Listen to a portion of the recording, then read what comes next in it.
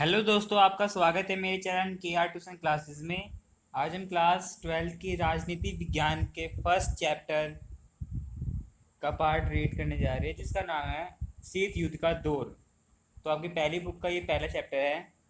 तो इसमें हम शीत युद्ध के कारण पढ़ेंगे। शीत युद्ध के कारण क्या थे, शीत युद्ध किसे कहते हैं, और शीत युद्ध जो है ये किन दो देशों के बीच में हुआ था। ठीक है, तो इसके बारे में स्टडी करेंगे। तो अगर आप 12th क्लास में हो तो वीडियो को एंड तक देखना। वीडियो अच्छी लगे तो लाइक करना, अच्छी ना लगे तो डिसलाइक करना। ठीक है, और अपने दोस्तों के साथ इसे शेयर करना। तो चलिए स्टार्ट करते हैं। तो सबसे पहले हम पहला पॉइंट यहाँ पे पढ़ते हैं। देखिए, प्रथम विश्व युद्ध जो है वो 1914 से 1918 तक चला था। ठीक है, पहला विश्व युद्ध जो हुआ था वो 1914 से 1918 के बीच में हुआ, जिसने पूरी दुनिया को हिला के रख दिया था, क्योंकि कई सारी जो है जनहानि इसमें हुई थी। दूसरे विश्व युद्ध के दौरान जो 1939 से 1945 तक मित्र राष्ट्रों और धुरी राष्ट्रों के बीच में हुआ था। जो दुनिया थी वो दो खेमों में बढ़ चुकी थी। एक तरफ थे मित्र राष्ट्र और दूसरी तरफ थे धुरी राष्ट्र। इन दोनों के बीच में दूसरा विश्व युद्ध हुआ था, जिसमें केवल यूरोपीय देश ही शामिल नहीं हुए थे, बल्कि दक्षिण पूर्व एशिया के देश चीन, बर्मा जिसे म्यांमार कहते हैं, म्यांमार तथा भारत भी, भारत के पूर्वोत्तर भाग भी इसमें जो युद्ध हुआ था इसमें शामिल हुए थे दूसरे विश्व युद्ध में। तो आपको ये याद रखना है। ठीक है, दूसरा पॉइंट आप यहाँ देखो। दूसरे विश्व युद्ध के बाद दो महाशक्तियां उभर के आने लगी थी, अमेरिका और सोवियत संघ थी। वो दोनों शक्तियां जो है बहुत ही ज़्यादा महाशक्ति के रूप में उभर के सामने आई, जिन्होंने एशिया, अफ्रीका और लैटिन अमेरिका के जो नए स्वतंत्र देश उस वक्त जो हुए थे उनको अपने अपने खेमे में लेने की कोशिश की थी। देखिए क्या हुआ था, 1939 के आसपास जो है कई सारे देश जो है उन्होंने अपनी आज़ादी प्राप्त की थी ब्रिटेन से। तो महाशक्तियाँ चाहती थी कि छोटे छोटे जो देश है, जो नए नए देश अभी बने हैं, उनको अपनी साइड कर लेना। अमेरिका अपनी साइड करना चाहता था और रूस जो है सोवियत संघ वो अपनी साइड करना चाहता था। तो इस तरह से जो है दो हिस्सों में दुनिया बट रही थी। तो शीत युद्ध युद्ध ना होते हुए युद्ध की एक ऐसी परिस्थिति होती है जिसमें वैचारिक घृणा, मतलब कि हम जो है उनके विचारों को पसंद नहीं करते। राजनीतिक अविश्वास, हमें दूसरे की बातों पर अविश्वास होता है, मतलब विश्वास नहीं होता किसी पर। कूटनीतिक जोड़ तोड़, सैनिक प्रतिस्पर्धा, सैनिकों की होड़ लगाना, जासूसी करना, प्रचार, राजनीतिक हस्तक्षेप और शस्त्रों की दौड़ जैसे साधनों का प्रयोग अगर हम करने लग जाए, दो देश ऐसा करने लग जाए आपस में, तो उनको कहते हैं शीत युद्ध। ठीक है, ये तीसरा पॉइंट था हमारा। चौथे पॉइंट पे देखिए, शीत युद्ध जो था इस टाइम में अंतर्राष्ट्रीय राजनीति दो विरोधी गुटों में बट गई थी। एक विरोधी गुट था अमेरिका गुट और दूसरा था सौम्यवादी ग्रुप था जो कि सोवियत संघ का था। तो अमेरिकी गुट था वो पूंजीवादी था और जो सोवियत गुट है वो साम्यवादी था। तो इस तरह से जो दो हिस्सों में दुनिया बढ़ चुकी थी शीत युद्ध के दौरान। पांचवा पॉइंट यह है, शीत युद्ध के समय में नाटो, जिसे अमेरिका ने जिसको संगठन को बनाया था, सीएटो और वारसा पैक्ट जो रसिया ने किए थे। तो वारसा पैक्ट रसिया ने किया था, नाटो और सीएटो जो है ये अमेरिका ने किए थे। इस तरह से पैक्ट बना करके दुनिया को दो हिस्सों में जो है इन्होंने बांट करके सैनिक गुटों का निर्माण किया था। ठीक है, छठा हमारा ये पॉइंट है, ये देखिए, विकासशील या नव स्वतंत्र जो देश थे, जो नए स्वतंत्र देश हुए थे उस टाइम पर, उन्होंने शीत युद्ध से अलग रहने के लिए गुट निरपेक्षता की नीति अपनाई इन्होंने। और भारत उसमें से प्रथम देश था जिसने गुट निरपेक्षता का जो है समर्थन किया था। उसके साथ कई सारे देश और आए थे, जैसे इंडोनेशिया, मलेशिया, दक्षिण अफ्रीका, इस तरह कई सारे देश आए थे हमारे साथ जिन्होंने गुट निरपेक्षता की नीति अपनाई। सातवां पॉइंट है हमारा, 1761 में यूगोस्लाविया की राजधानी बेलग्रेड में भारत की अगुवाई में गुट निरपेक्ष आंदोलन की शुरुआत हुई। तो ये डेट याद रखनी है आपको, 1961 में कहाँ पे हुई, यूगोस्लाविया की राजधानी बेलग्रेड में हुई गुटनिरपेक्ष आंदोलन की शुरुआत हुई थी। और इसमें कई सारे देश शामिल हुए थे, जैसे घाना, एक साउथ अफ्रीका का देश है, मिस्र के साथ जो है ये बैठकें हुई थी, आंदोलन हुआ था।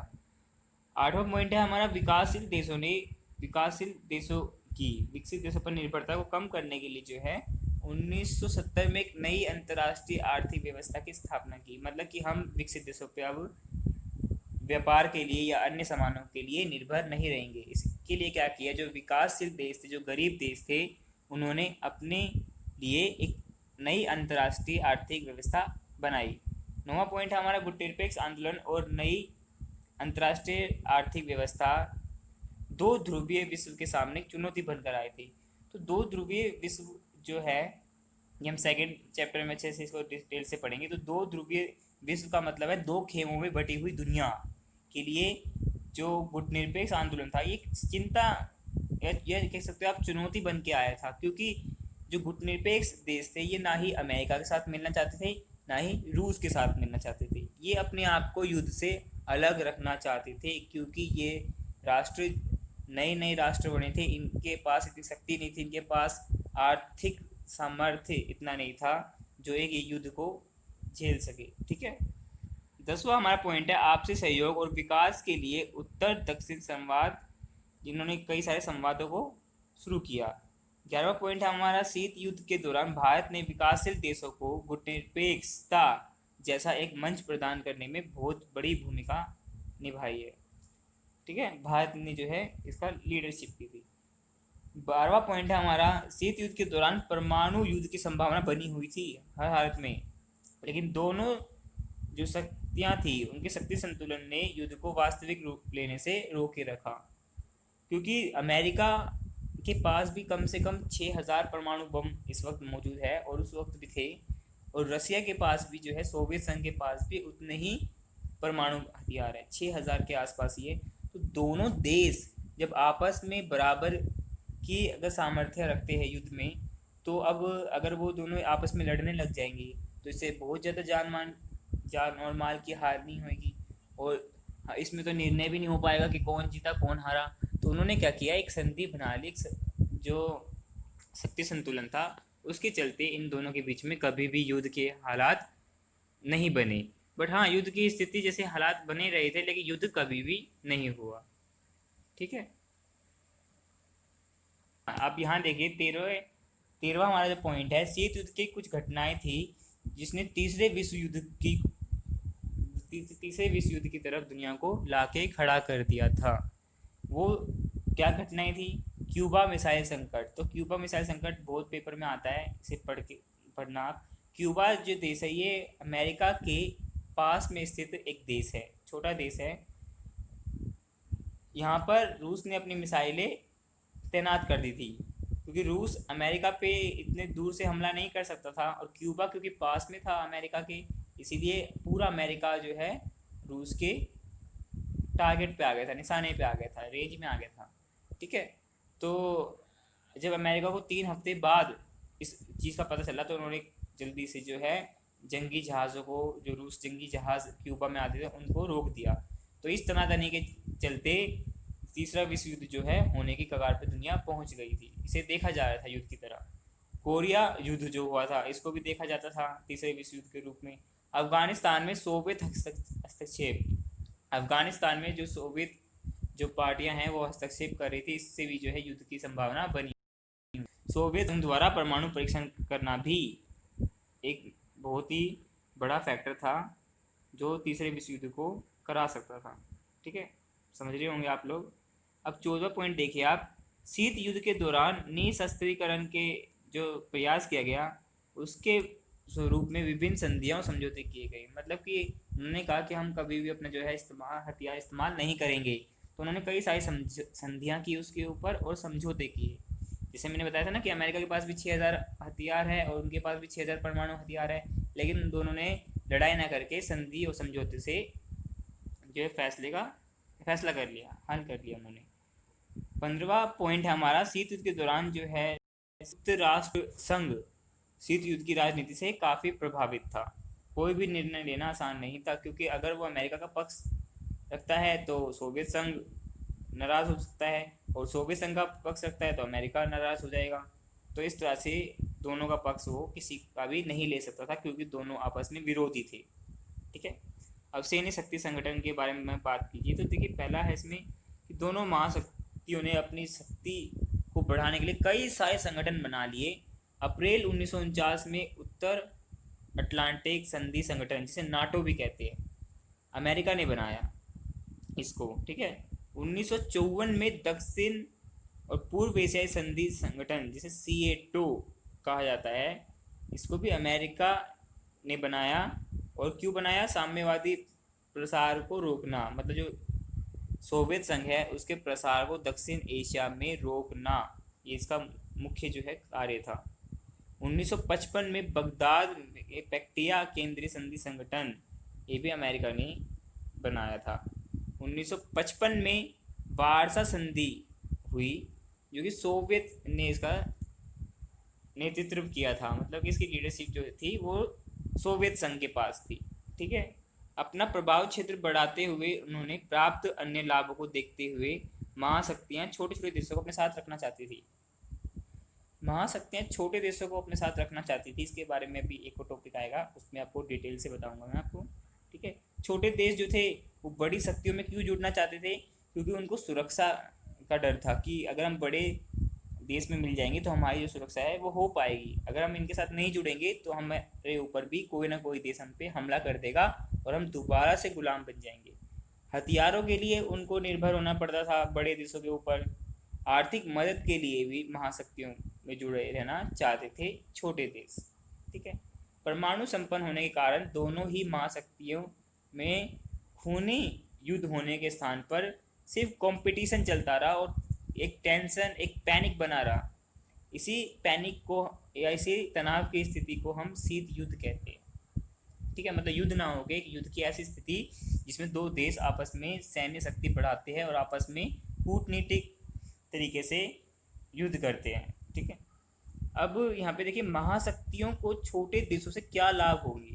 तो छोटे देशों को प्राकृतिक संसाधन प्राप्त कर सकती है। बड़ी जो महाशक्तियाँ हैं वो छोटे देशों को इसलिए जोड़ना चाहती थी ताकि वहाँ पे मिलने वाले कच्चे तेल और जो भी हमारे मिनरल्स या खनिज पदार्थ होते हैं वहाँ से वो ले सके और अपने पदार्थों को उनके बाज़ारों में बेच सके। इसीलिए इनको जोड़ना चाहती थी महाशक्तियाँ।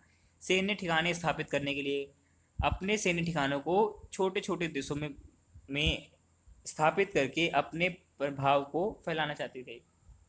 तीसरा पॉइंट है आर्थिक सहायता प्राप्त करना, कि उनसे जो है वो एक तरह से पैसे के, उनसे उनको सिक्योरिटी देंगे तो वो उनको थोड़े से पैसे रिटर्न करेंगे। तो इस तरह से जो है आर्थिक सहायता भी वो मिल सकती थी उनको, महाशक्तियों को।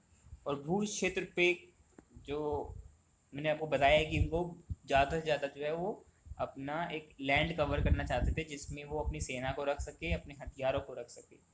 तो इसलिए महाशक्तियाँ छोटे देशों को जोड़ना चाहती थी अपने साथ। तो ये मोस्ट इम्पोर्टेंट क्वेश्चन है, 3 या 4 नंबर में एक क्वेश्चन आया हुआ है। ठीक है। अब शीत युद्ध के दायरे में विवादित क्षेत्र यहाँ पे दिए हुए हैं, साल दिया हुआ है 1948, यहाँ पे दिया हुआ है बर्लिन की नाकेबंदी की गई थी, इससे भी विवादित क्षेत्र इसे कहा गया। 1950 में कोरिया युद्ध हुआ, इसमें संकट था शीत युद्ध में क्योंकि बड़ा युद्ध छिड़ सकता था इससे। 1954 में वियतनाम में अमेरिका हस्तक्षेप, क्योंकि अमेरिका वियतनाम और चीन के बीच में लड़ाई हो रही थी तो अमेरिका इसमें कूदा था, तो इसे सोवियत संघ ने काफ़ी ज़्यादा विरोध किया था इसका। 1962 में क्यूबा मिसाइल संकट था और 1971 में भारत पाक युद्ध में भी इसमें काफ़ी ज़्यादा इफेक्ट हुआ था शीत युद्ध में। अफगानिस्तान में सोवियत संघ का हस्तक्षेप 1989 में हुआ था, तो ये भी एक बहुत बड़ा एक फैक्टर था। ठीक है। दो ध्रुवीयता की चुनौती, गुट निरपेक्षता क्या होती है? देखिए, भारत के जवाहरलाल नेहरू और मिस्र एक देश है इजिप्ट जहाँ पे पिरामिड्स हैं, मिस्र के अब्दुल गमाल नासिर, ये वहाँ के नेता थे। यूगोस्लाविया के टीटो और इंडोनेशिया के मैनकुरा ने 1961 में यूगोस्लाविया के बेलग्रेड में 25 सदस्यों के साथ इस संगठन की शुरुआत की थी, गुट निरपेक्ष आंदोलन की। जुलाई जुलाई 2009 में गुटनिरपेक्ष देशों का 15वां सम्मेलन मिस्र में हुआ, जिसमें इसकी सदस्य संख्या जो है 118 तक पहुंच गई है। मतलब 118 देश जो है वो गुटनिरपेक्ष देशों में शामिल है, और इनमें से 15 देश पर्यवेक्षक है। पर्यवेक्षक मतलब इसके मेन लीडर्स कह सकते हो आप, या इसकी देखरेख करने वाले, ठीक है। और पर्यवेक्षक संगठनों, इनमें भी जो है 15 में से संगठन बनाए गए हैं, जो इनको काम बांटा गया है कि आप ये काम करेंगे, आप ये काम करेंगे, ऐसे करके पर्यवेक्षक संगठनों की संख्या जो है वो 9 है। भारत भी इसमें शामिल है, ठीक है। अब नए अंतर्राष्ट्रीय आर्थिक व्यवस्था में क्या हुआ, 1972 में गुटनिरपेक्ष देशों ने संयुक्त राष्ट्र के व्यापार और विकास से संबंधित जो सम्मेलन हुआ करते थे, उसमें उन्होंने एक नया प्रस्ताव जोड़ा। उन्होंने एक नया आइडिया निकाला कि एक नई व्यापार नीति की ओर हम जो है एक प्रस्ताव बनाएंगे। उन्होंने कहा था ताकि हम विकसित देशों से सामान खरीदने पे जो उनकी निर्भरता थी छोटे देशों की, उसे कम किया जा सके, और जो बहुराष्ट्रीय कंपनियां थी और जो विकसित देश थे उनके शोषण से खुद को बचाना, ठीक है, ये गरीब देशों को बचाना, ये था इसका मेन मकसद। भारत और शीत युद्ध में इसमें क्या हुआ, भारत की क्या भूमिका रही, तो भारत ने जो नए स्वतंत्र देश थे उनकी अगुवाई की। भारत ने ना ही अमेरिका में मिलने के लिए ज़्यादा वो किया, अपना समर्थन दिखाया, ना ही सोवियत संघ में संबंध दिखाने वो किया। भारत ने मध्यस्थता रखी, ठीक है। 17वें गुटनिरपेक्ष शिखर सम्मेलन का आयोजन वेनेजुएला के मार्गारिता द्वीप में सितंबर 2016 में किया गया था, और वर्तमान में इस आंदोलन के सदस्यों की संख्या 120 है। तो इसमें मेन जो मुद्दे हैं वो आतंकवाद, संयुक्त राष्ट्र सुधार, पश्चिम एशिया की स्थिति जो है, संयुक्त राष्ट्र शांति अभियानों, जलवायु परिवर्तन, सतत विकास और शरणार्थियों की समस्या, और परमाणु निशस्त्रीकरण। परमाणु निशस्त्रीकरण का मतलब है परमाणु बमों की संख्या को कम करना। इस तरह के जैसे मुद्दों पर जहाँ पे चर्चा की गई थी, ठीक है। तो आप पढ़ सकते हो यहाँ पे।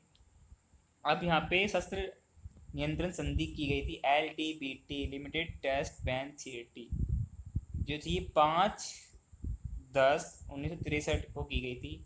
इसमें जल, वायुमंडल, ये अंतरिक्ष में परमाणु परीक्षण पर बिल्कुल प्रतिबंध लगाया गया था।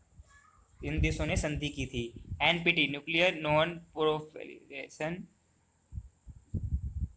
ट्रीटी, जो 1/7/1968 में हुई थी, इसमें जनवरी 1967 में पूर्ण परमाणु शक्ति संपन्न देशों के अलावा कोई भी देश परमाणु हथियार हासिल नहीं कर सकेगा। तो इस प्रकार से आप ये जो है पढ़ सकते हो इस चीज़ को।